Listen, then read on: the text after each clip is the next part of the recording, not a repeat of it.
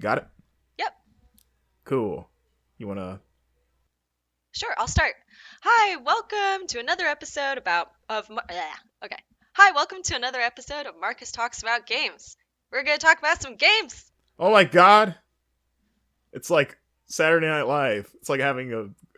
Actually, that's nothing like Saturday It's Night Live. Saturday morning It's and Saturday we're morning... recording a podcast. Saturday Morning Live with Laurel Lanning. He doesn't... Wait, Laurel Lanning is the developer. Lauren... Who's the Saturday Night Live creator? Lauren something?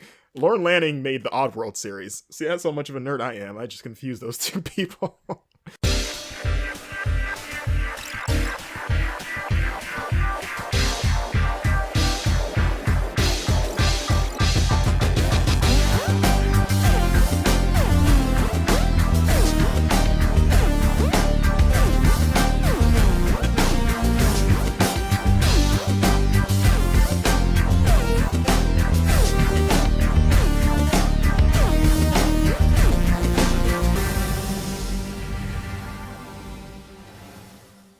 Hey guys, this is Marcus Stewart, and welcome to Marcus Talks About Games! Video games, to be precise. And we are on the other side of a bold new future. An impressive new future? A somewhat scary new future. Because we are about a week removed, at this point, from the announcement of Google Stadia. That's right, we're jumping right into this because this is easily the biggest news to come out in the last several days. And I've been itching to talk about it because Google held their keynote during last week's Game Developers Conference in San Francisco. About a day after, or not even about a day after I posted last week's episode. So obviously I didn't have a chance to talk about it. So I've had almost a week to kind of keep up with what's been going on with that thing and kind of have my thoughts on it stew a bit. First and foremost, if you're somehow not familiar with what Google Stadia is, allow me to catch you up. First of all, I'd like to state that I'm really not into video games. I do enjoy playing cricket, which is like baseball but better. I'm just kidding. That was actually a reference to the start of the Google CEO, whose name I do not know and cannot remember, but he was kind of introducing Google Stadia in a cute bit. So Google Stadia is Google's big foray into the video game industry. Something they've teased what feels like forever now. They've kind of flirted with the idea of getting into gaming in some form or another over the years. And this is it. This is them saying like, hey, we're in. We're throwing our hat in the ring. We are stepping into the ring, really. We've parted the ropes. Did a cool dive over it, like Sin Cara in WWE. We ran and jumped off of a trampoline and maybe only kind of slightly botched the jump over the ropes, but still cleared it. And the big thing with this is that it's not a traditional home console. In fact, there's very little hardware involved whatsoever. It is a streaming service, basically, where gamers can stream video games that are being, I guess, played or processed or whatever the term might be from Google's multiple data centers. And by multiple, I mean about like 200 or so spread across the world. And those data centers do all the heavy lifting in terms of running the game. And all gamers have to do is stream the game to pretty much any screen that runs Google Chrome. So whether it be a computer, a PC, a laptop, tablet, phone, or your TV, if you have like Chromecast, I guess, you can stream a game just straight to it. And the big selling point with this is that it can stream up to 4K resolution at 60 frames per second. Though in the future, the technology is capable of upgrading that to 8K when that becomes more of a standard, and I think 120 frames per second, which is kind of insane. Google has its own controller, which is the only real bit of hardware to come out of this, is the Google Stadia controller.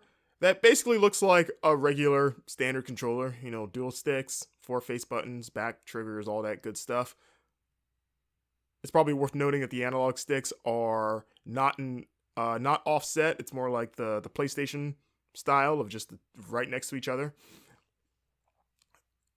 And outside of pretty much being a normal controller, it's got a button that allows you to upload any footage that you're playing directly to YouTube, like straight to YouTube, as well as a cool kind of Google Assistant button where you can hit it and ask for help.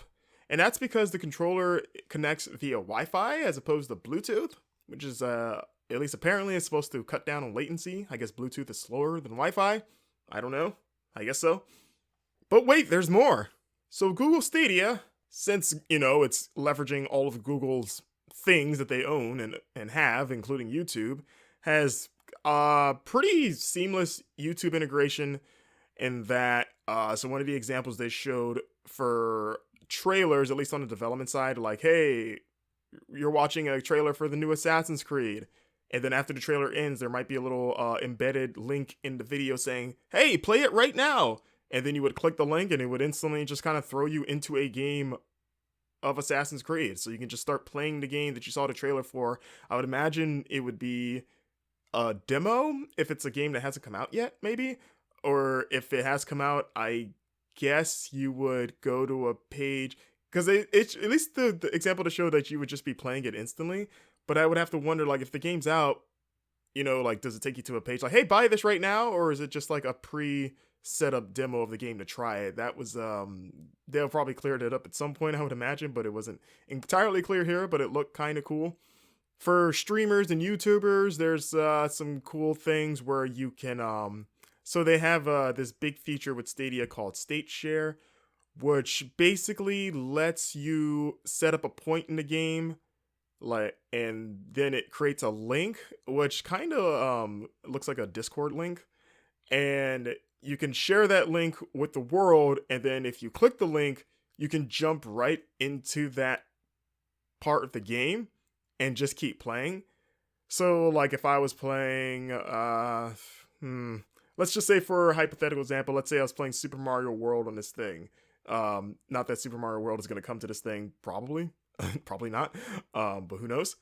And let's say I get to I get to Donut Caves, whatever, and let's say I get to a point where I'm riding Yoshi and I want to jump a gap, but it's really far, so I have to do the thing where you eject Yoshi to give yourself kind of an extra jump to get over the gap. Let's say I decide to be a douchebag and make a state share state right there, and I put that link online, and then you click it, and then you are starting right at that point in midair where I have sacrificed Yoshi for the greater good of making this jump, and then you have to finish what I've started.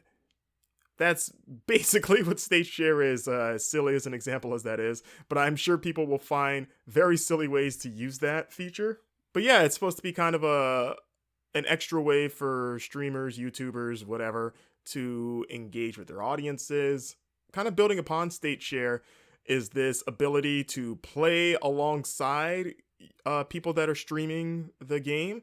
So Google showed off this like feature where, like, let's say a streamer is playing NBA 2K and they're like, hey, I can play a game against you.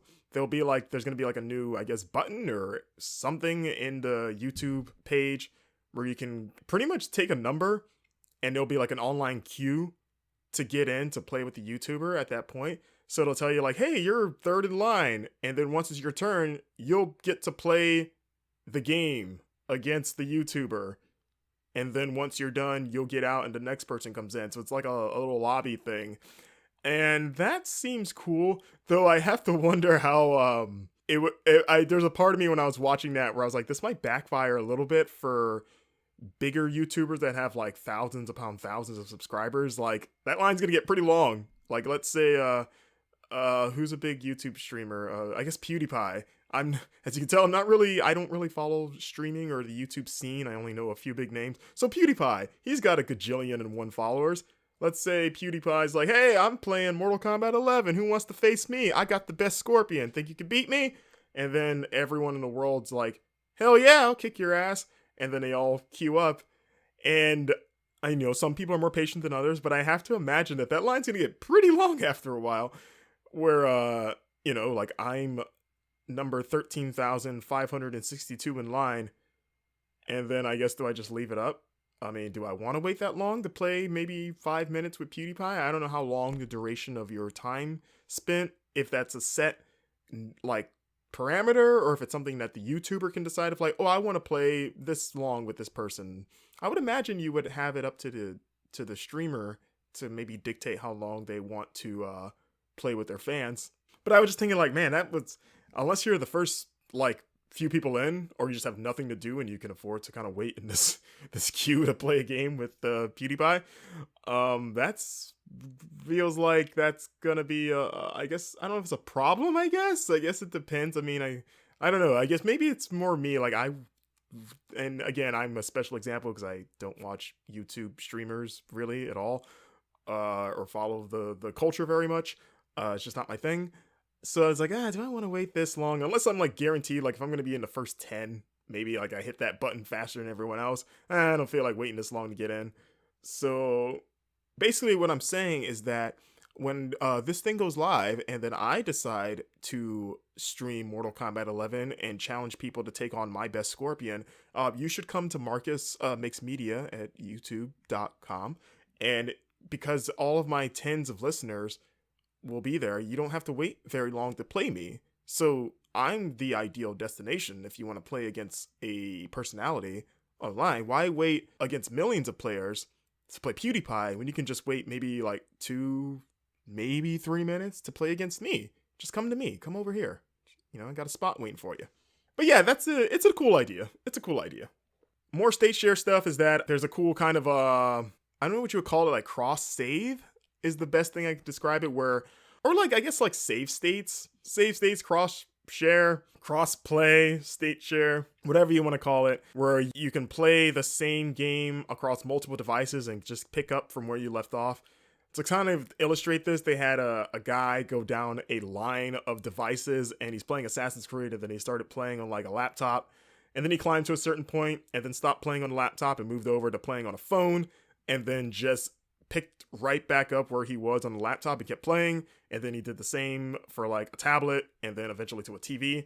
So, it's kind of like it's kind of taking the Switch idea of like, hey, you could play this anywhere. Like, why stop at your TV? You can just pick up, like how you can slide the Switch out the dock and just keep playing where you left off. This is kind of taking that idea to the next level, I guess, which is cool. Who doesn't want to play their games anywhere? Though I would imagine on a mobile device, man, you would have to be on some like either 5G or like good Wi-Fi if you're in a Starbucks, which probably isn't. I mean, I guess Starbucks is okay Wi-Fi, to get the same performance out of that. Which is kind of the big question with Google Stadia is, okay, like this is all streaming, so what's the latency going to be? What's performance going to be like? How horrible is this going to jack up my internet prices? How much internet do I need? Because, you might have a data cap, odds are. Why would I want to do this? And I was reading in, I think it was Ars Technica, had an interview with Phil Harrison, who was kind of the lead of this. Of course, he was formerly a big name over at Xbox and PlayStation, and now he's at Google. I think the Ars Technica article put it best, where they said that this Stadia, as well as game streaming even long before Stadia, has always felt like a solution looking for a problem, and that it's a cool idea, but is it something that necessarily the majority of gamers have been like clamoring for, or like have people with PCs and consoles been like, oh man, if there's only a way I could just stream games over the internet? Like I personally have never begged for it or really wanted it. I mean, I've never been against it of like, oh, it'd be, it's cool as an option for people that want it, but like as the predominant way to play games, like I still don't really have an issue with, the traditional way of things. And this has always kind of seemed more to appease the developers, because the one of the things they were touting with Stadia is that since developers no longer have to design games with a box in mind, like they don't have to worry about design specs, like limiting design specs of like consoles of like, okay, we have this big idea, but we have to scale it down because it has to work on this box that's going to be in a living room, or like a PC, like wherever PCs currently are in their power, like the highest threshold they can have for like a home PC. we don't have to worry about that anymore because we're just developing for Google's crazy supercomputer thing, whatever it is that's running these games, which can which is capable of quite a lot of things. We can do whatever we want now. Like the chains are off creatively. So during the presentation, we're talking about like, hey, we could have 1,000-player MMOs or battle royale games. Which the idea of a 1,000-player battle royale sounds cool on paper until you realize that would take like forever to finish. But I would do it. I'd do it at least once just to say that I did. Basically, this means we can bring back MAG. Remember MAG? 250-player maps? Now we can do it again. Stadia is resurrecting MAG. I'm going to call it now. MAG 2, Google Stadia exclusive. But anyways, almost lost my point there, making that dumb joke. What was my point? I think it's flown out of my head completely. Game streaming, power developers having the chains off, can do what they want. Oh yeah, I think the general point was like this seems to be more about developers. Like this kind of seems more enticing to them than maybe the average gamer of like, oh cool. I mean, obviously the average gamer, we reap the benefits of like, oh man, I'm in this 1,000-player MMO. But do you want to play a 1,000-player MMO in this particular style or platform? Would you rather just like, yeah, that's cool, but like, can you get that on a box? Because I don't want to have to like, my internet's maybe not great. I don't want to have to stream it. Can you make it happen on my Xbox or something? And that's kind of what I was feeling a little bit watching this thing. So, full disclosure, I'm not a tech-savvy person by any stretch of the imagination, despite the fact that I follow the video game industry and I love video games, and I'm also able to record this show and somehow make audio wizardry happen. I've never been into technology to the degree that I guess most of my peers always feel like they seem to be when they're talking about this stuff. Like, I don't know, megabits, and like, I remember I had to like look up what latency meant not that long ago. I mean, maybe not, like, maybe 2 years ago, I was like, what is latency? Everyone keeps talking about that. I don't know what that means. And like, just stuff like that. Like, I'm an idiot when it comes to technology, I will say, compared to most of my colleagues. So, I'm watching this and they're talking about the nitty gritty stuff, and I'm just kind of nodding my head going, oh, okay, yeah, I guess, sure. I believe you, I guess, because you know more than me. I can't, I don't have any questions about this. I don't know what to ask, basically. So I was kind of like, not confused, but a little overwhelmed with some of the announcements, and like some of it was super cool of like, oh wow, that looks awesome if that works as intended, but also it's a little scary. I guess it's the I don't know if it's a sign of my age. I'm in my early 30s. I'm 31, so my first console was the NES. I've been playing games forever, since the 80s. So like the idea that this if this works as well as intended and it takes off, this would change everything about how we consume video games. It would more or less be the death of kind of physical media, which would be, or at least physical media in games, which would mean the death of game ownership, which I'm a little on the fence on. I've become more of a digital gamer this generation. I've probably mentioned this before, which is surprised even me, because prior to this current console generation, I was like staunchly physical games, unless it was a downloadable only game like most indie games. I can't do anything about that, and I didn't mind it. But if I had the choice, I would generally always get physical games. And then with this generation, that kind of died out a bit, where now I rarely buy physical games. Like the last physical game I got was Resident Evil 2, and that was only because I just wanted to get it on the cheap, because I had like a game to trade in, a GameStop. So that was like a rare example. Before that was Red Dead Redemption 2, and that's only because I bought a PS4 Pro and it came with it. Otherwise, I would have bought that game digitally, probably. So like I guess I'm part of the problem to a degree, so I don't be a hypocrite and be like, you can't do all digital games. But I guess this would eliminate the option of having any physical games. Like, like, even though I buy digital games, I like that I have the choice of like, you know what, I think I can go get this on the disc. It's always good to have options. Whereas with Stadia, like, let's assume we get to a future where this takes off and is super successful, and then Sony and Microsoft kind of follow suit with their own all streaming thing, and then maybe Nintendo eventually down the line, they'd be the last ones, I would imagine. That would be, it would be weird, even though that's kind of where society's going in general. Is like less physical media. But like it's still like there's something to be said about having that choice. And then of course there's the questions about game preservation, which I believe in that. And um what happens if Stadia goes away? What happens if your internet just drops? Like you can't play anything. At least now, like even though I own things digitally, if I disconnect any of my consoles from the internet, I can still play those games, for the most part. But if Stadia drops, like if I forget to pay my internet bill, then I'm like I can't play none of the video games. What do I do now to kill the time? I don't have any other hobbies. Well, that's not true. But you get what I'm saying. So that's kind of the scary thing about something like this is that you're so dependent on your internet as well as this giant technology company that owns everything and has so many fingers and things. And there's also the question of like privacy, which I know I'm not going to get into, but like it's a fair it's a fair paranoia of like like is this you have access to my internet and all these other things and like the sharing stuff, like what am I opening myself up to that I might not realize, which I think people should definitely go out of their way to at least research, at least once this thing comes out, which is this year. Stadia is launching sometime this year, and they said they would share more during the summer. I would imagine maybe E3 week. I wonder if Google's going to be at E3. I guess if they were, they probably would have said at this point because we're not that far away from it. We're about less than 3 months. But given that Sony's not going to be there, would you replace their area with just a giant Google booth with some Stadia being demoed? But yeah, I just the overall gist of what I'm saying is that I was like half excited and half like worried watching this thing of like, man, like I don't know if I'm worried in the sense of like I fear change kind of way, like I don't want any sort of evolution to what we already have. I don't want that. I think we should continue to evolve the way we play games, but I guess this is such a huge paradigm shift, or at least it could potentially be, that maybe it's like a lot. You're like, oh wait, that's a lot of change. Maybe I'm not ready for that much change.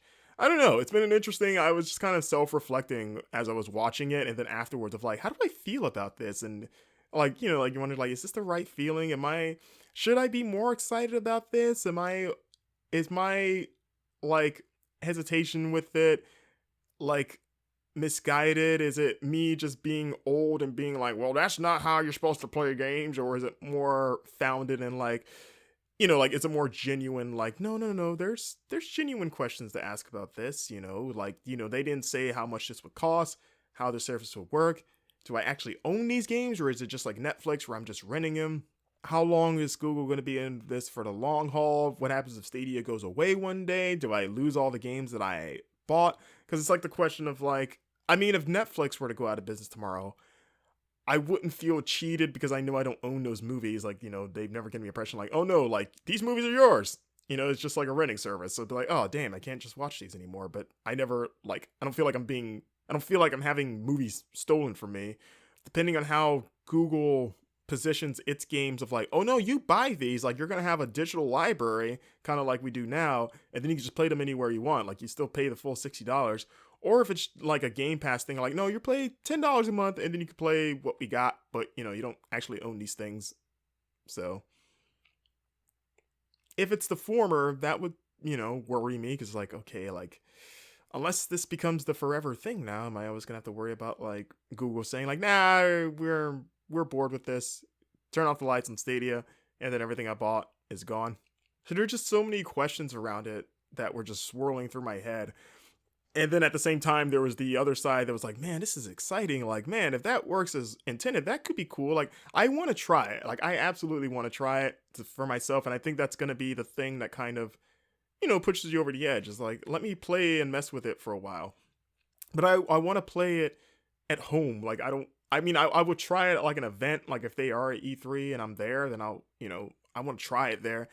But, I'm always going to keep in the back of my mind, like, okay, this is under probably the most ideal conditions because it's their setup. Like, let me play it at my home using my own internet and see how I like it, especially something like Doom, which is one of the big games they announced for They kind of show that off, which makes sense because they're kind of bragging about like, oh, you're not going to see any lag, or not any lag. They haven't said that, but like, like under ideal conditions, that'll be reduced to the point of being not very noticeable. So let's take the twitchiest game we can find just to kind of boast about how great our latency is.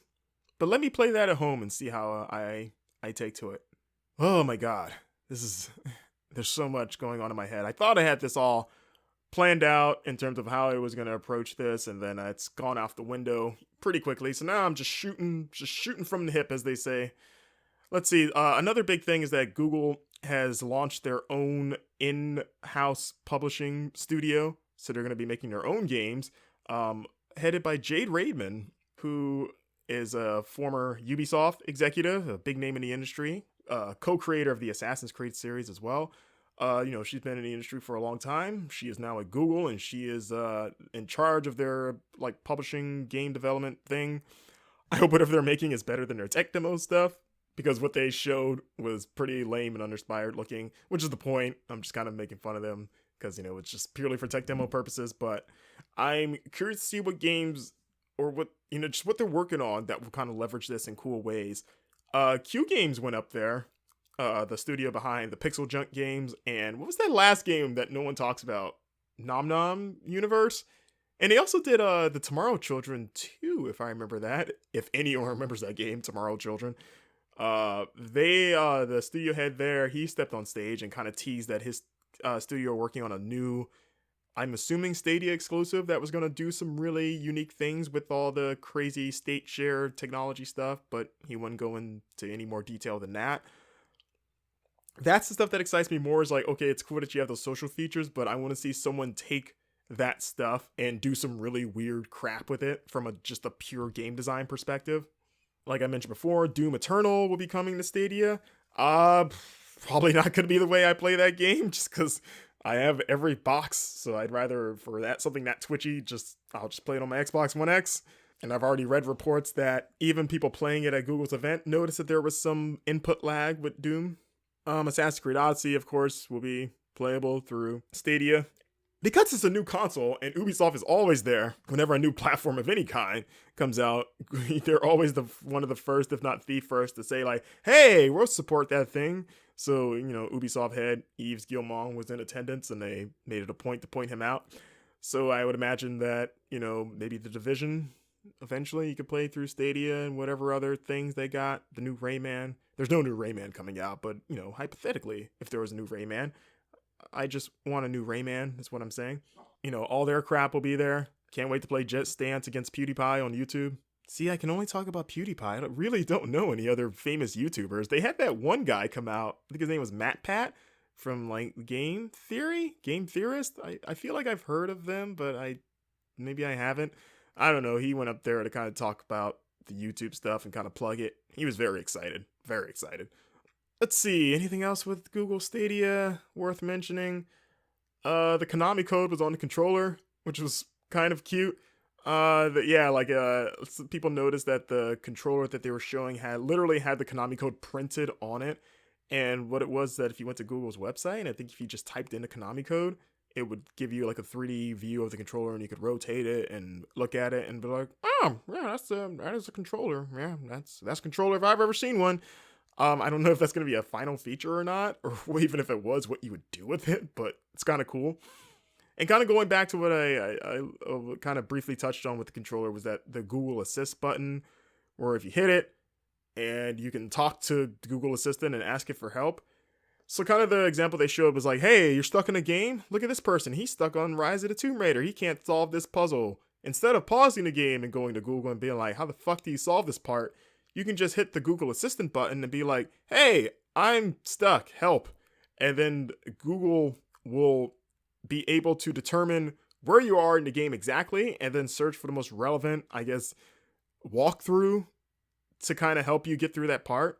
So it showed like the person asking for help, and then the assistant pulling up a YouTube video of that dungeon that they were stuck on, and then, that particular video, walk through the solution. So it's like, hey, now you don't have to scrub videos to get to that exact part that you're looking for. It'll just do it for you, which is cool on paper, but I think I heard Jeff Gertzman mention this on the Bombcast, and I kind of agree. I had the same thought when I was watching this live. Was like, I would rather you just straight up tell me what it is, like just like a text solution, like just like, okay, here's what you do, step one, like, you know what I mean? Like if it was instead of just making me have to watch the video to see it, I'd rather just like have a plain printed text of like, first do this, then do this, or like with pictures maybe. I don't know. But it's cool. It's kind of we've seen that's kind of been an unsung feature in games recently, because I remember the Wii U had a similar idea of like, hey, if you need help, you can just hit this button and go to like the game's community page, and it would have people posting like screenshots of walkthroughs, to kind of save you from like having to leave the game for too long. You can just do it in the console itself. I think that's what it was. If you're one of the 3 people that owned a Wii U, myself included, you probably remember what I'm talking about. It seems like a much higher take on that idea. Let's see. We still don't know what the full lineup of games are. They showed their list of partners and stuff like that, as well as like game engines like Unreal 4, Unity, CryEngine, a bunch of other engines will support this thing. Don't know how much that controller is going to cost, though. You can also use any controller. You don't have to use Google's controller. Like they straight up said, like, oh yeah, any controller can work with this, provided like it works with.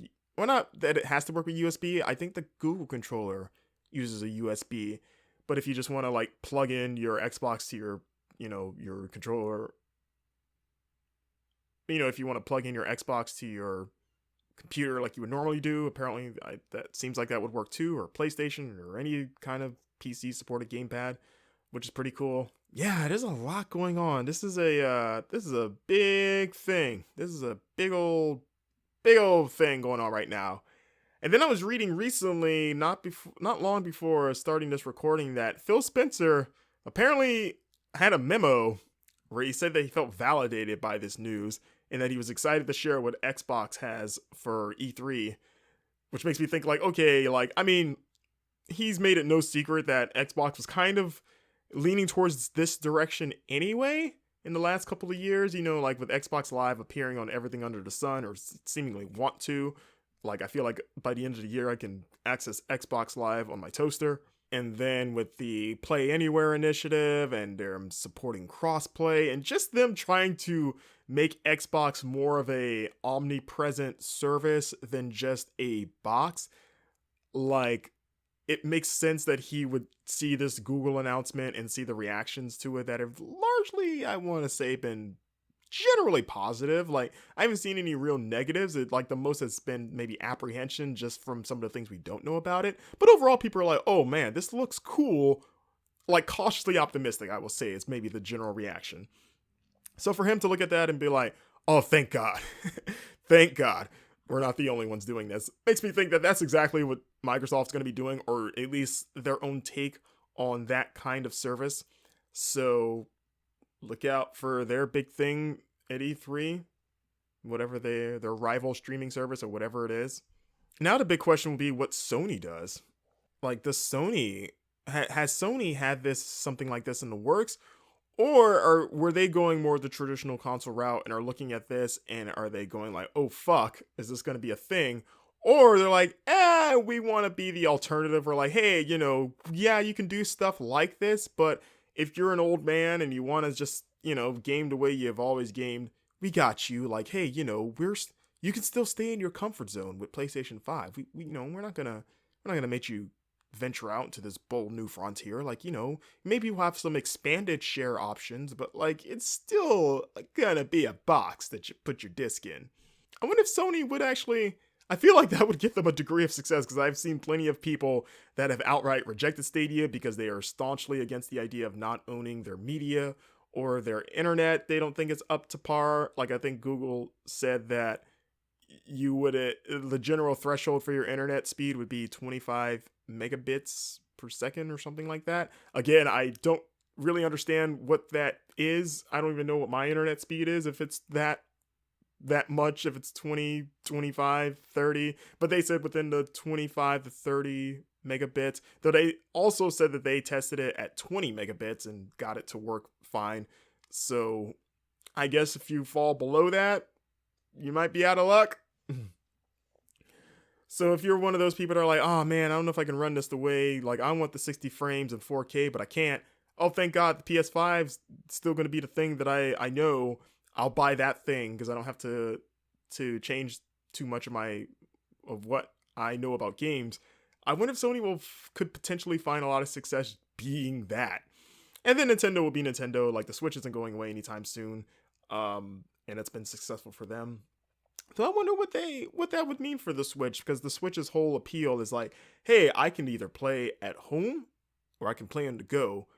And that's what Google Stadia is doing, except even more versatile. Like I can play on the go on my tablet or on my phone. Like I have more devices I can take this game with me. Though Nintendo, again, isn't reliant on an internet connection to play most of its games. So like I can play, like I'm playing Diablo 3 on my Switch, which is a lot of fun. Put a lot of time into that game. And, that connects to Battle.net or whatever, Blizzard thing, but I don't have to do that to play the game. Like, I could just play it offline and be fine. So, like, Nintendo still has a leg up in terms of, like, hey, you don't have to, you can be down in a hole somewhere and keep playing our games. Whereas Stadia, that will not be the case. So I guess they still have one up on them in that sense. I don't know. There's so many questions about where this is going. I almost want to fast forward to the end of this year to kind of see what the landscape of gaming will be at that point, and then what we have set up for the future. Like once Stadia is out in the wild, once Microsoft announced what they're going to do, what Sony's going to do. Because like literally right before I started recording this, Sony announced that they're doing some sort of like basically like their own Nintendo Direct soon. I don't know if it's today. I didn't like read the story, but I saw the headline of them hosting their own kind of Direct. So I don't know if they're going to make any like major hardware or console announcements, or if it's just going to be game stuff. I know they're going to be at PAX East, which I'm going to this week. But that's just to bring games for people to play.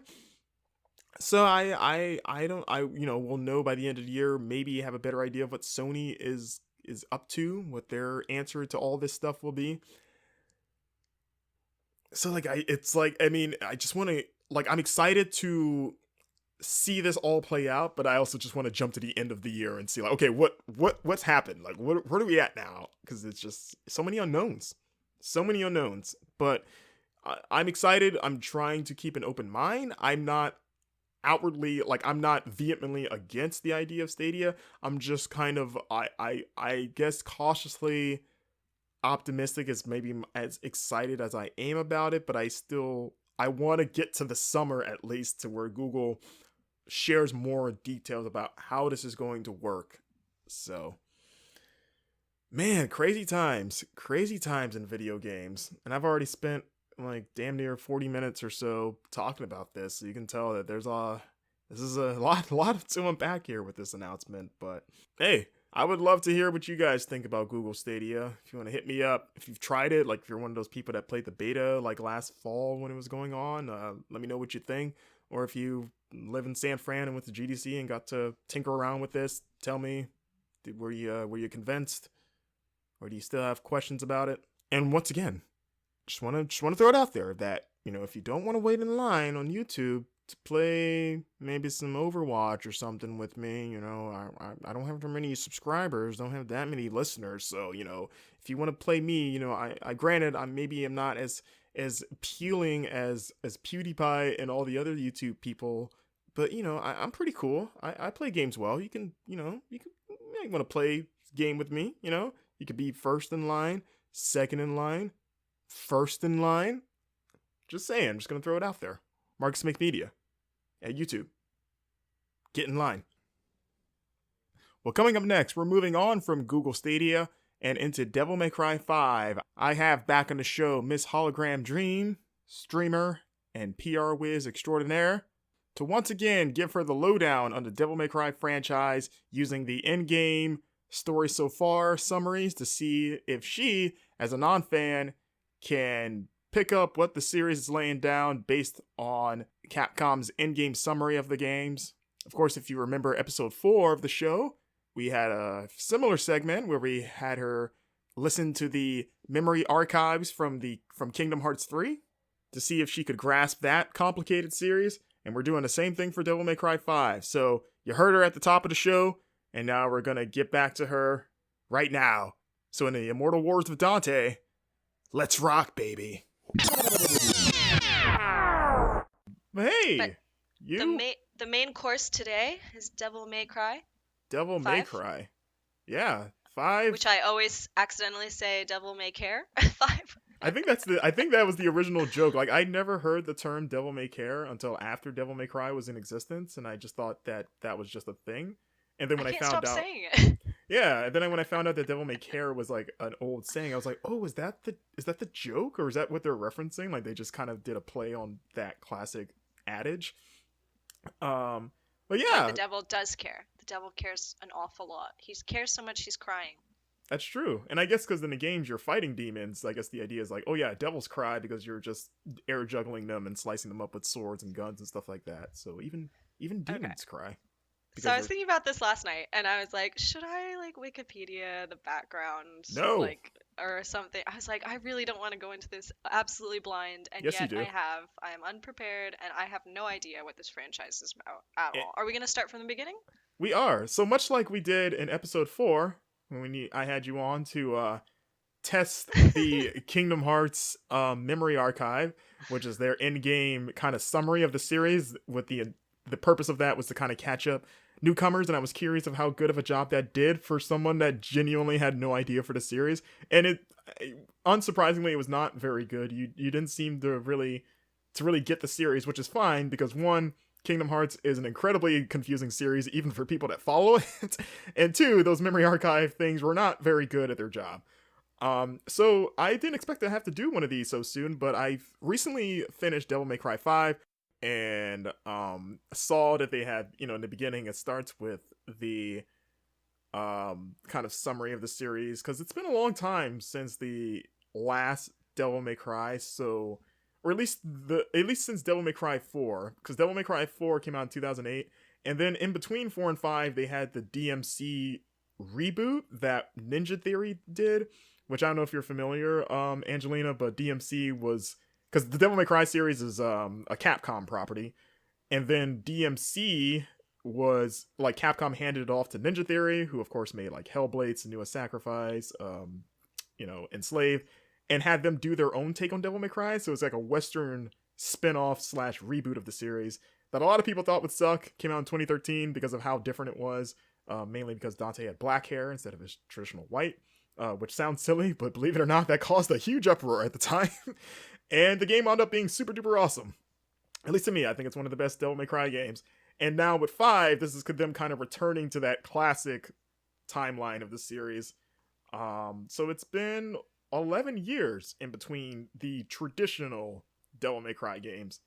So of course, a lot of people are coming to it for the first time, so the Capcom felt the need to say, hey, let's put a little thing summing up each game to kind of get you up to speed for this new one.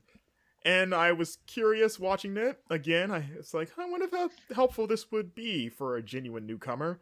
So I turned to the best person I know for such things, and that is you, my dear, because like you said, you're not a Devil May Cry fan. I assume you're familiar. And also, like, just not a huge gamer, so this is all very, like, foreign territory to me. And I'm gonna do my best. I'll see how I can follow along. Yeah. So do you have any have you at least heard of Devil May Cry prior to this? Like the series as a whole? I knew the release of of Volume 5. Okay.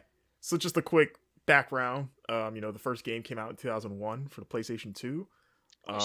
It was originally going to be a Resident Evil game, but as they were developing, because they were trying to do like a Resident Evil spinoff, but it wound up being so different from what Resident Evil was. They're like, let's just turn it into its own thing, because it was, you're like, oh yeah, you're fighting demons and stuff, but it was more actiony than like Resident Evil was more kind of slow survival horror. And then they got so crazy with the new stuff. They're like, actually, let's just make it its own thing. And Devil May Cry was born. 5 entries, not counting the DMC reboot. And I have here, as with Kingdom Hearts, I have taken the liberty of transcribing the story so far summary that you can find in Devil May Cry 5, And I believe Capcom released a video of it on their YouTube page, so I think that one's a bit shorter. It's more of an abridged one. This is the one that is in the game, which is a bit more involved. So, like with Kingdom Hearts, I'm going to read each each entry for each game, and then kind of see if you've can gather what each Devil May Cry game is generally about. And it'll be interesting because unlike Kingdom Hearts, Devil May Cry does not put as much importance on its story. Like, story has never been the main highlight of this game. It's always been the action. Like, you know, it has a narrative, but it is nowhere near as complex or involved as Kingdom Hearts. So maybe this will be easier. Maybe it'll be harder. I don't know. We'll see. So first, I'm gonna read the kind of the prologue that this isn't in any game, but this is kind of the setup for this series as a whole before we jump into the first game. So, Okay. are you ready? I'm ready. Okay, let's cue that butt rock music. Alright, here we go. Long ago, a single demon challenged the Emperor of the Underworld for the sake of mankind. The demon would prove victorious and seal off the Underworld.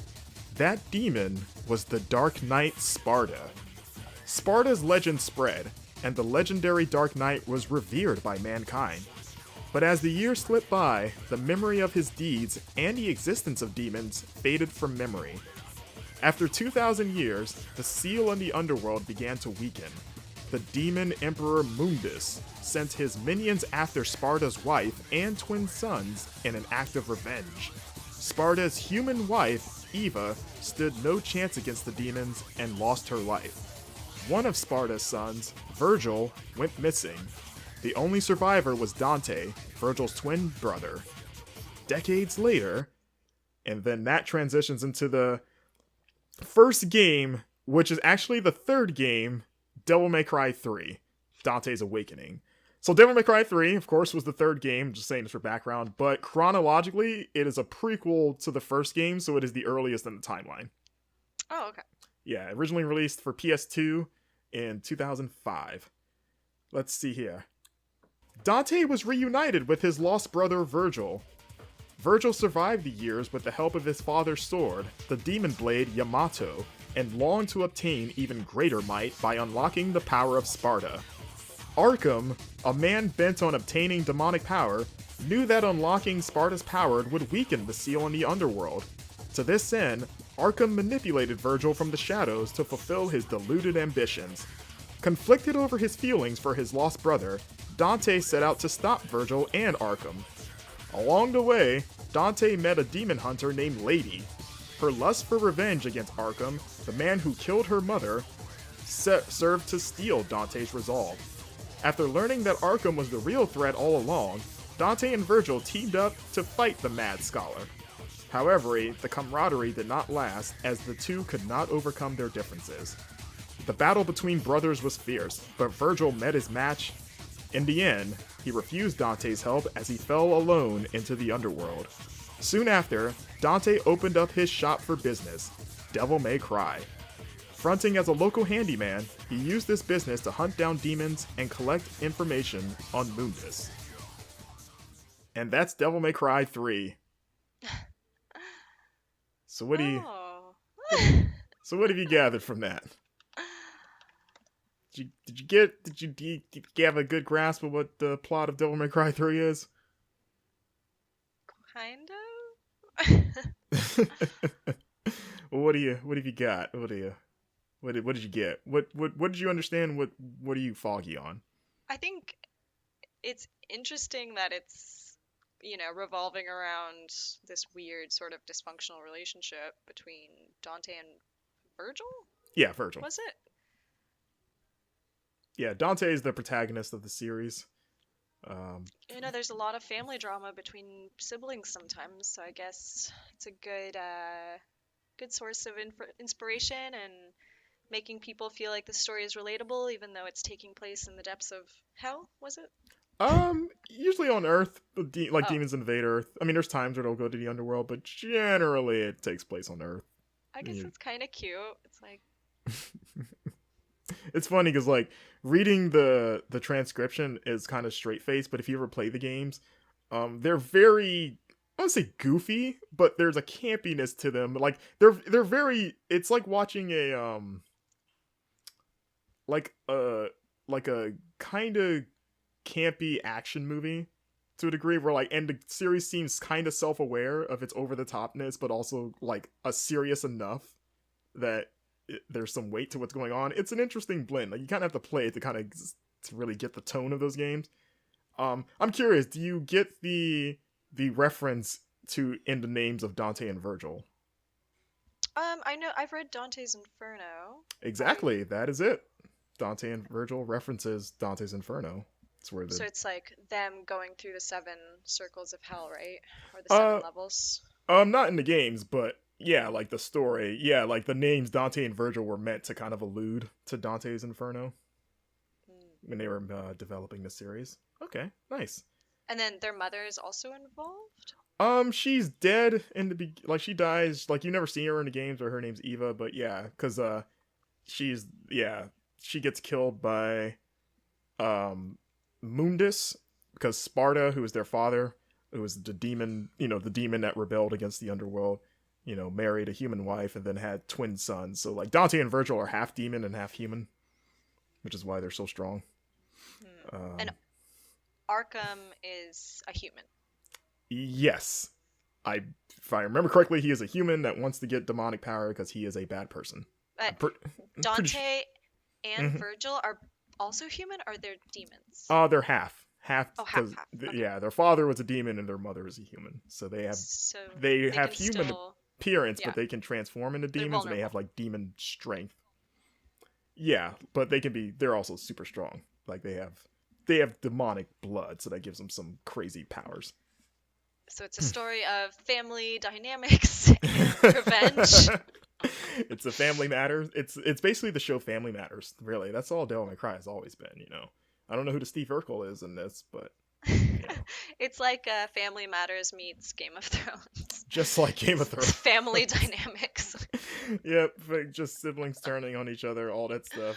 There's as much stabbing in Devil May Cry as Game of Thrones, probably. So yeah, see that.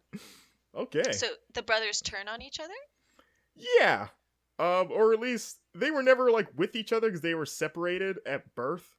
So they didn't really grow up with each other, and then they kind of reconnect, but like they've taken very different paths. Where Virgil is basically a villain, and Dante is kind of they're very different personalities in the game, where Dante is very snarky and like sarcastic and goofy and just kind of irreverent, whereas Virgil is very serious and proper and very cold. So like they're just like the antithesis of each other, basically. Okay. And they just don't. I'm with you so far. Yeah. They just don't like each other for whatever reason. Well, not growing up together will do that, I think. Yeah, time apart. They've seen different. They've had different life experiences. I always think it's funny when people have never met their siblings and then they reconnect and it's so wonderful, and then they start hanging out again, even though like they have no common childhood experiences. They just have the bloodline or genetics in common. And one of them. Hey, I like you enough. We're family. Let's hang out. One of them stabs the other in the chest with a demon sword. Relatable stuff. Oh, did you already tell me about the demon sword? What's the demon sword? Oh no, that happens in Devil May Cry 3. It's not mentioned here, but it's a thing that happens. Okay. All right, so like ooh, swords. Yeah, you see your sibling for the first time ever, you stab him in the chest with a demon sword, and you call it a day. Well, that's if the coffee date doesn't go well. Yeah, that'll do it. That'll do it. Always meet your long-lost siblings in a public space. If you see an enchanted sword, run fast. Exactly. Okay, so this leads us to the first Devil May Cry, which chronologically is after Devil May Cry 3. Mm-hmm. So, Devil May Cry, here we go. A mysterious and beautiful woman appeared at Dante's door. The woman's name was Trish, and she bore a striking resemblance to Dante's deceased mother. She led Dante to Mallet Island, where Mundus had been sealed away. There, Dante faced a gauntlet of Mundus's minions, all of whom fell to the demon hunter's extraordinary strength. Or inordinate strength, I should say.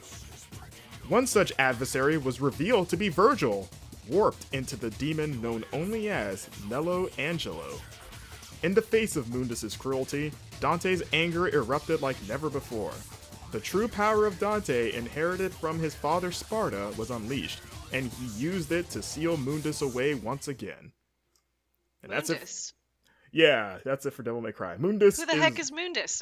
Oh, he was the demon guy, the demon emperor mentioned in the prologue. He was the demon emperor who he's the one that had Dante's mother killed to kind of get revenge on Sparta for rebelling against the underworld. He's the one that kind of orchestrated the demons murdering Eva, Sparta's wife. And he's an emperor? Yeah, he is the emperor of the underworld.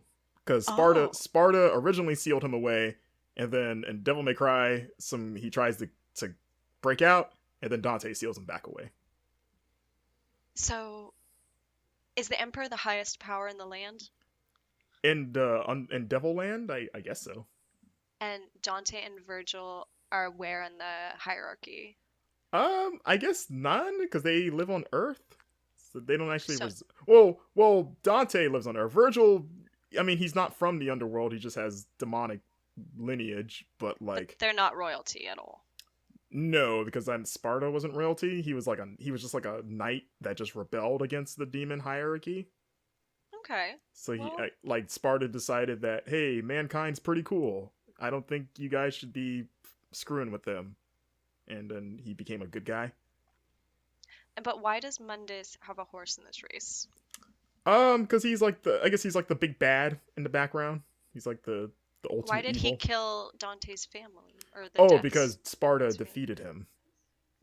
Because Sparta defeated Mundus. So Mundus wanted to get revenge. Like, okay, well, you beat me. I'm gonna kill your wife. How's that sound? Jeez. So, Brutal. take that. And then tried to kill his kids. That did not work. You know, they both got away in their different ways. But Sparta lost his wife. And then Sparta, I've never been clear on what happened to Sparta, actually. Like, I feel like the games have explained it, and maybe I'm forgetting, but I don't know if he died or if he just disappeared, but I feel like something like Sparta is not present for reasons. I'm assuming that he died or something, because he's not around in any of these games. He's just like a legend at this point. People always, like, when people meet Dante, they always go like, the legendary son of Sparta. So, okay, so did you get Devil May Cry 1? Did you get the, any questions about that? Dante meets Trish. Was that the whole plot? Yeah, that was literally it. At least that's all they wanted to tell you, is like, he meets Trish, he goes to Mallet Island, he fights Mundus, and he wins. That's pretty much the gist of Devil May Cry, at least what they wanted to tell us, which honestly isn't really that far off. Okay, good Trish, for me then. Yeah, Trish is an important character. She becomes a mainstay for the series. What's Trish's role in the plot? Like, what she basically becomes like she's the person that sets Dante out on this path to go to Mallet Island and fight Mundus, and then eventually she becomes Dante's partner going forward in his like demon hunting business. She's a demon herself, which isn't revealed here, but she's actually 100% demon. She looks like a human, but she's a demon. But she joins Dante after this game and becomes like his right hand chick, basically. She also, as a fun fact, her weapon is Sparta's sword. That's what she uses to fight. Oh. Because Dante has his own sword called Rebellion. Of course it is. Because, Dante's a rebel. He's a pretty cool... If you ever see Dante, Dante's a pretty cool dude. He eats pizza. He's got a red leather jacket. The jacket is pretty nice. He says, "Let's rock, baby." It's one of his catchphrases. Like, it only sounds cool, which only sounds cool when he says it. Like, if you try to say it, you sound like an idiot. It's something. That's my new catchphrase. Let's rock, baby. We're going. He usually points a gun when he says it. He also likes to say jackpot. It's another. How are you gonna rock though if someone's pointing a gun at you? It's like game over at that point, right? Yeah, you probably, if he's saying "Let's rock, baby," that probably means you're gonna die. If you're on the opposite end of his if it's close range, is it usually close range when he says that, or it's far away? Depends. I guess it depends on his mood. Depends on what he's fighting. These are important details, Marcus. I need to know. We'll hit up Capcom after this. Get the skinny on the "Let's rock, baby" usage. Okay, so this is an interesting next entry because the next thing that they include isn't a game, but the Devil May Cry anime, which I forgot existed until I watched this thing. So Devil May Cry had its own anime. I think it was on HBO. I might be wrong, but I feel like it was on HBO, and I forgot when it came out. I think it was after Devil May Cry 3 that the show ran. And I don't think it ran for too long. I never watched it. I always kind of saw it and I was like, I should watch this because I like Devil May Cry, but I just never did. But it gets like at best it gets some lip service here. Whereas the only thing they have to say about the Devil May Cry anime, which I guess chronologically takes place after 1, is Dante then returned to hunting demons with Trish and Lady at his side. Many demons invade the human world. That's literally it. That's all they got to say about the anime. So, as his partners. There's an anime? Yeah, that's what it is. Yeah, they had an anime after the first show. Oh. Yeah. I think it, like I said, I think it ran on HBO. I think. I might be wrong, but I feel like that's what it was. But yeah, I don't remember how long it was. I never saw it. I feel like I should have because I like the franchise, but I've never watched the anime. Even though a couple characters from the anime appear in Devil May Cry 5, either like directly or at least referenced. Not that you need to watch the anime to get Devil May Cry 5, but they have some nods to the anime for people that watched it, which is kind of cool. Alrighty, so here's an interesting one. We're moving into Devil May Cry 2. Now, Devil May Cry 2 is considered the worst game in the series. It's Aww. the only Devil May Cry game that's it's the only game that's genuinely bad. Like all the other games are really good. This one was a disaster when it came out. And it's one of my personal like biggest gaming disappointments because when Devil May Cry 1 came out, it was genuinely kind of it was a huge deal, and it was one of those kind of like genre defining games because it was really the game that kind of started the subgenre of like stylish action games. So like games like Bayonetta, for example, and like even the 3D Ninja Gaiden games, and even to an extent like God of War, like those crazy kind of like action games where you're just doing crazy melee stuff. That all started because of Devil May Cry. An epic scenery. Yeah, like just doing crazy, like I'm gonna knock a thing in the air and do crazy combos and just mess people up. Like Devil May Cry paved the way for that stuff. So when it came out, it was this huge deal because there was nothing like it at the time. Like, oh my god, this is like playing a cool action movie. This is amazing. So when Devil May Cry 2 was coming out, of course, expectation was through the roof. Like, this is gonna be the best thing ever.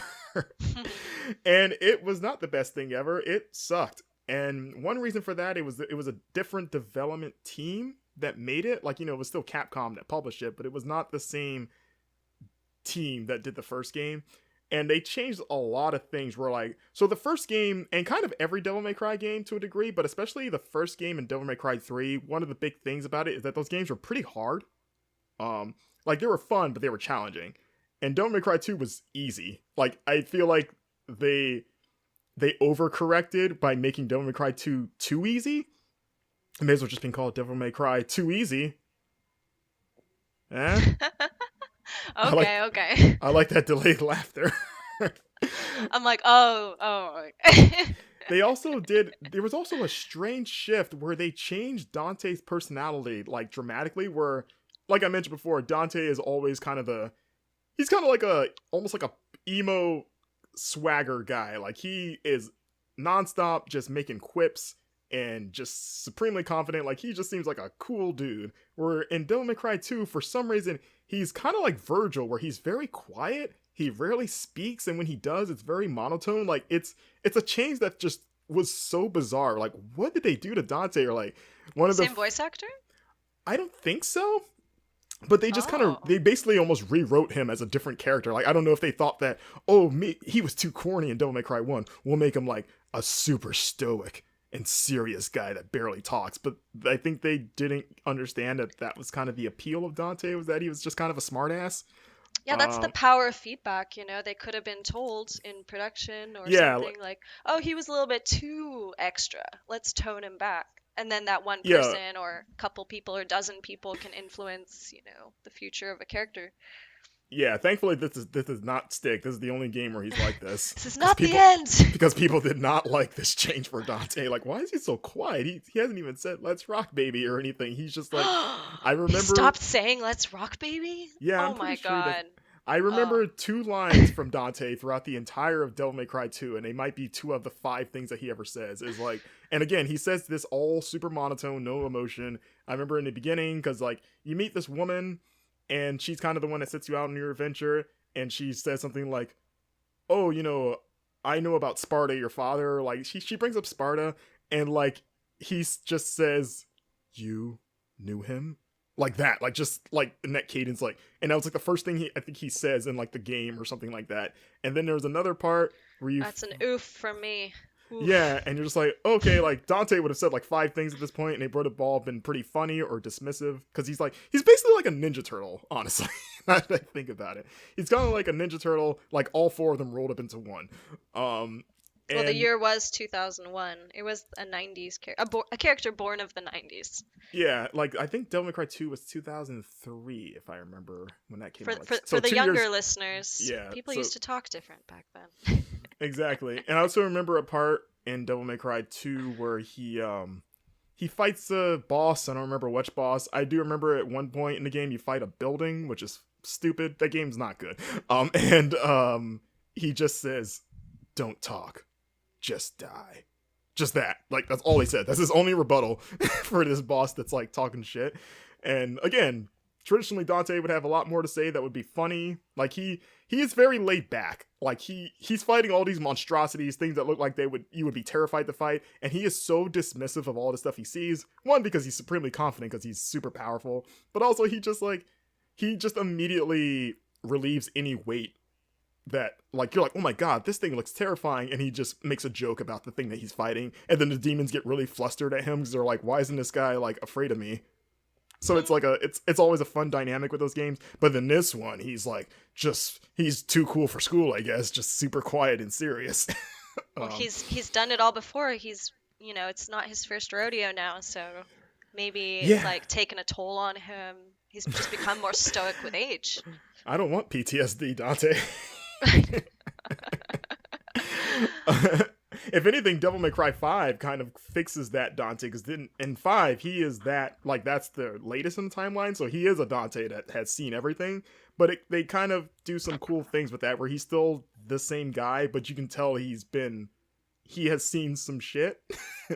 but he still has not lost that like humorous like just Quippiness. quippiness about him, but you can tell like if you look at him now versus Devil May Cry 3 when he's at his youngest, you can tell that he has a far greater handle on what he is doing. Um so because Devil May Cry 2 was bad, I can't believe we spent this much time talking about Devil May Cry 2. That game sucks. Capcom doesn't even really acknowledge it. Like they very much always try to sweep Devil May Cry 2 under the rug. It very rarely gets brought up.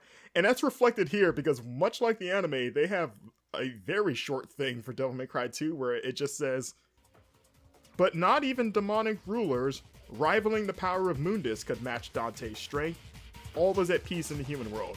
Like that's all the lip service they paid to Devil May Cry 2. And honestly, you would not think that was describing Devil May Cry 2 if they didn't put the Devil May Cry 2 logo over this part to let you know, like, okay, we're in the Devil May Cry 2 era right now. Like that's all they want to. Like it felt like they were forced to acknowledge it because they have to talk about all the games, but they were like, let's just get in and out. We don't want people remembering that this game's awful. Let's just mention it because it has its place, but we're just gonna move on. As, like as a game dev, I have so much pity for the Devil May Cry 2 studio. like the awareness of self-awareness there is it's hilarious. Like, okay, yeah, we know this sucks. We don't want to talk about it any more than you guys do. Gosh, I wonder if they still use that studio for the next ones, or if they I think just it's started from scratch. Like, what do you even do? I imagine some of the people that were there are still there, probably in Yeah, some capacity. But yeah, it maybe just just a new just a director misfire. or art director or something. Yeah, 2 was just a huge misfire, which is why when 3 came out, like 3 is considered one of the best games of all time because Oh, they very much pivoted back to what people liked about the first game and then dialed that up to 11. So like 3 is still considered by many to be the best game in the series, and like I said, it's considered one of the best games ever. Like it's a phenomenal game. I love Devil May Cry 3. And it was a palate cleanser of like, okay, because like, okay, like I guess Devil May Cry 2 was its own anomaly because they came back and knocked it out of the park the third time, so I guess they learned their lesson. um So now we get to Devil May Cry 4, which came out in 2008. So it was the first game for the PS3 and Xbox 360 generation. And this, it's as a funny aside. So Capcom prior to Devil May Cry 5 kind of changed the timeline a little bit, where for the longest time Devil May Cry 4 took place in between Devil May Cry 3 and 2. So 2 was the latest in the timeline for the longest time, which was hilarious because it felt like they didn't want to put anything after 2. Like, okay, nothing happens after 2. Like, 2 is the end, so we're just going to keep making kind of prequels, basically. Until recently, where they switched it around, where now 4 is the latest in the timeline, which kind of rubs some people the wrong way of like, wait, how can 4 happen after 2? It doesn't really matter because 2 ends on such a nebulous, just ambiguous note that why not? Who cares? But yeah, just kind of a quick little thing there. So here's Devil May Cry 4, which has a lot going on here. Are you ready? Yes. Okay. A Sparta-worshipping cult known as the Order of the Sword aimed to take control of the human world through demonic forces. Thus, Dante traveled to their base in Fortuna to assassinate the leader, Sanctus. Incensed by this affront, the Order dispatched young Holy Knight Nero to kill Dante. Nero learned of the Order's true goals during his pursuit of Dante and was killed for it by the scientist Agnes. Unbeknownst to all, Virgil's sword Yamato had been in the Order's possession. The blade resonated with Nero, reviving him with new demonic powers. This was proof enough that the blood of Sparta coursed through Nero's veins as well. Having learned of the Order's sinister plans, Nero confronted fellow Holy Knight and mentor Credo about his involvement. But alas, his former mentor had been working towards the Order's goals all along. On top of everything, Sanctus was revived with the aid of nefarious powers. Nero's beloved Kyrie was then taken hostage, and the lovers were absorbed into the core of the Order's ultimate weapon, the Savior. Enraged over his sister's Kyrie's treatment, Credo tried to save Nero, only to be dealt a fatal blow at the hands of Sanctus.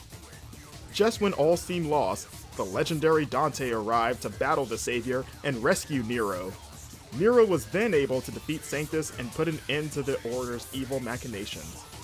Dante sensed in Nero the same connection to Sparta's power, and so entrusted Yamato to the youth before leaving Fortuna. The two parted ways and continued their fight against demons in defense of the human world. The two descendants of Sparta kept the world safe and at peace for many years. Yeah, it's like a classic movie storyline, two protagonists who are misinformed or miscommunicating or whatever. And then they become friends. It's so wholesome. Yeah. Devil May Cry 4, wholesome. Gotcha. You're right in a general sense. So 4 was a big deal because they introduced Nero, who is also in Devil May Cry 5. He's actually kind of front and center on the box. And Nero was kind of introduced as a new character. He's pretty much the main character in 4, with Dante as a supporting role for the first time. And I think the idea behind Nero's creation was to try to bring in new players. I guess the idea was like, hey, we got a new guy. You don't really have to know this other guy to play it. You can just start with this guy. Because again, this was the first game for like the new generation of consoles. But, they kept Dante around because I think they said that, Dante is so popular that you can't like not have him. So you actually play as both throughout the game. You play the first half as Nero, and then you play the second half as Dante, and then you go back to Nero like at the very end. And yeah, you fight a cult, church cult. Basically, it's basically a church that's kind of the main enemy in this game that worships Sparta, but turns out that they're evil. I could never imagine any sort of major religious organization being evil. That's insane. But yeah, I see the shade. And I agree. And this is why we're friends. Exactly. And yeah, then Nero proved to be kind of a fan favorite, which is why they brought him back for 5.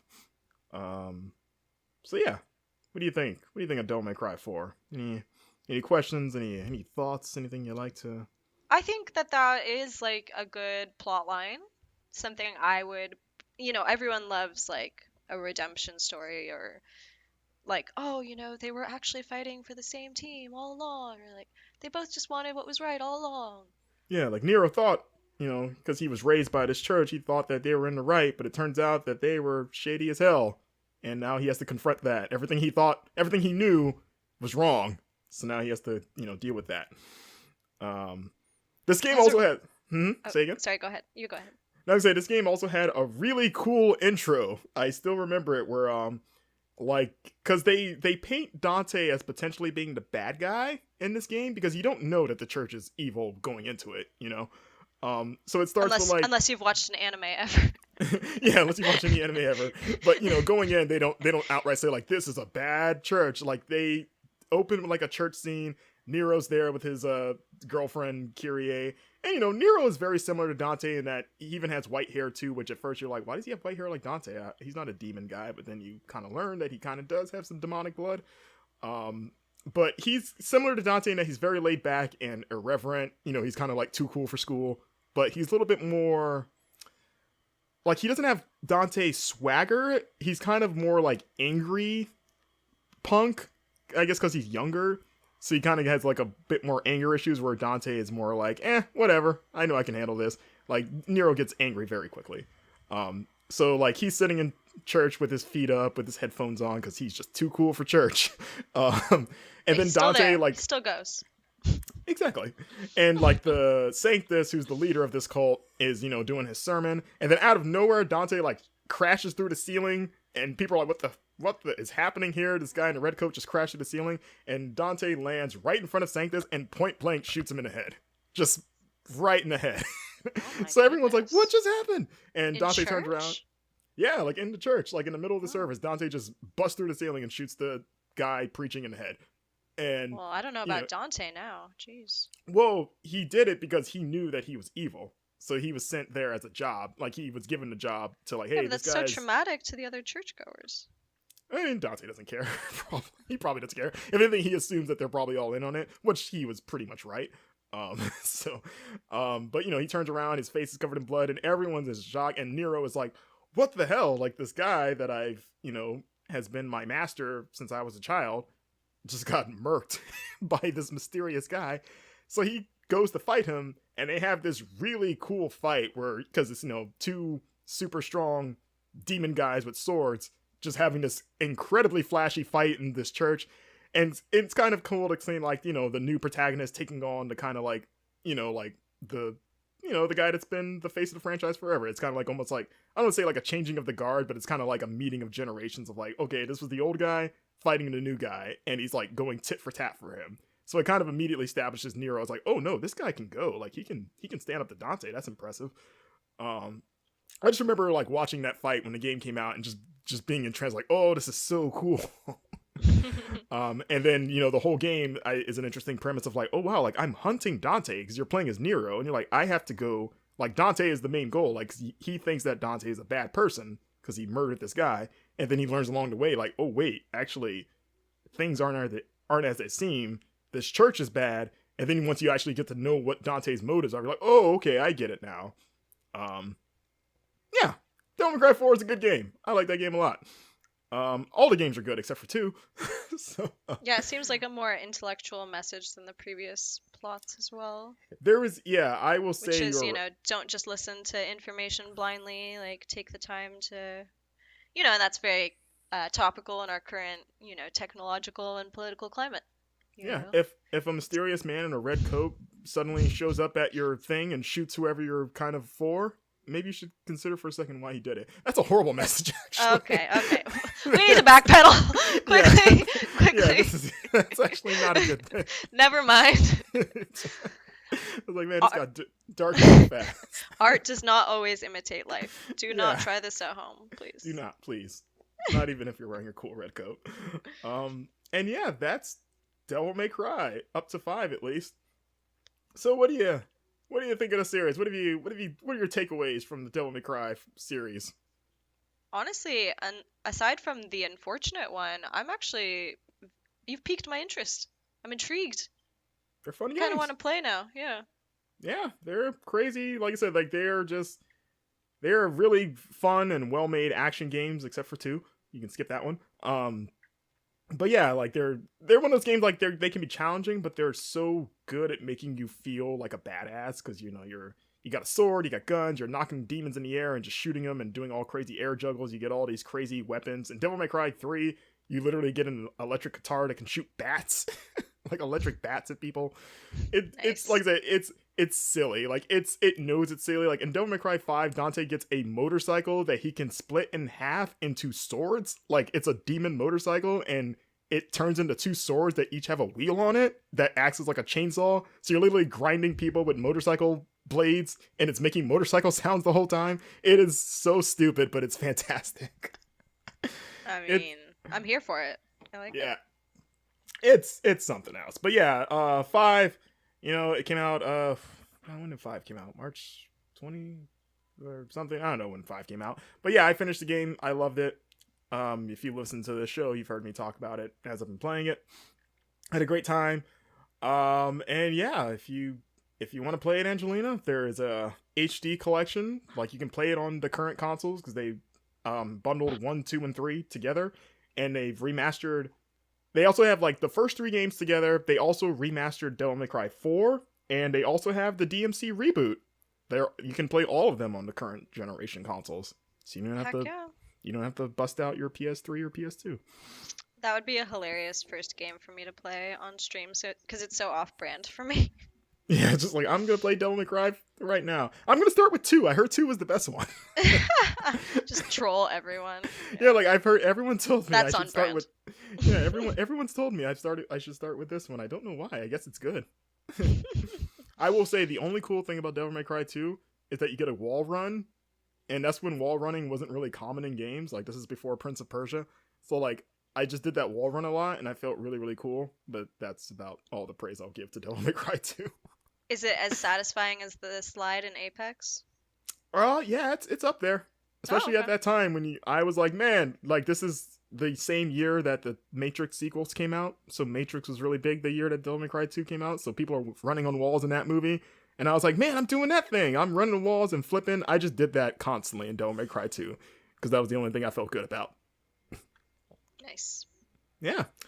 Well, thanks for joining me once again and letting me kind of quiz you, and I guess at the same time kind of educate you too.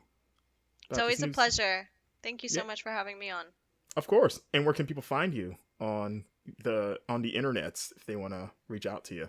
Yeah, so I'm working on a game of my own. It's called Elo Hell, and I run the Twitter handle for that. It's Exoto Games, and we are going to be at PAX East. We're very excited. It's going to be a big, colorful, rainbow-colored booth, so you can't miss us in the indie section. We're also going to have a pretty big section. And I'm also Hologram Dream on Twitter. Nice. I'm going to be at PAX East too. Woo! We're finally going to get to hug! Yay! Woo-hoo. It's going to be exciting. Lots of high fives. High fives for everyone. So many high fives. It's going to be like high 20s because you're going to add up after a while.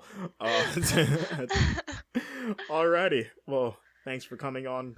And we'll have to do this again. If there's another game that decides to try to put one of these things in there, I'll have you back on. Yeah, absolutely. See you next time.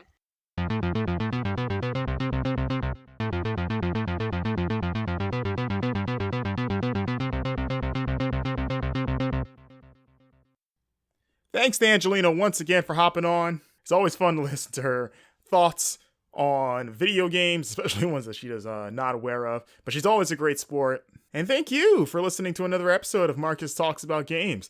If you want to reach out to me on Twitter, you can do so at MarcusStewart7. That's the number 7.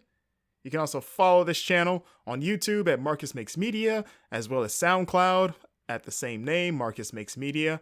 And you can check out the show on iTunes and Podbean at Marcus Writes About Games. Do that thing that everyone likes to tell you to do, like, share, and subscribe. Do those 3 things in succession. Or I guess you could do it in any order. Whatever floats your boat. Of course, once again, if you're going to PAX East this weekend, I will be there in Boston. So hit me up if you're going to be around. Maybe you could chill out, shoot the breeze, talk about video games, all that good stuff. And I'll be recording something for next week in Boston, probably a PAX-related episode. Might have some peeps hop on the microphone, talk about what we've seen, what we've done. Who knows? Still making it up as I go, which is pretty much this show in general. Just winging it. We're all just winging it in life anyway. So, with that said, tune in next week for Marcus Talks About Games live in Boston.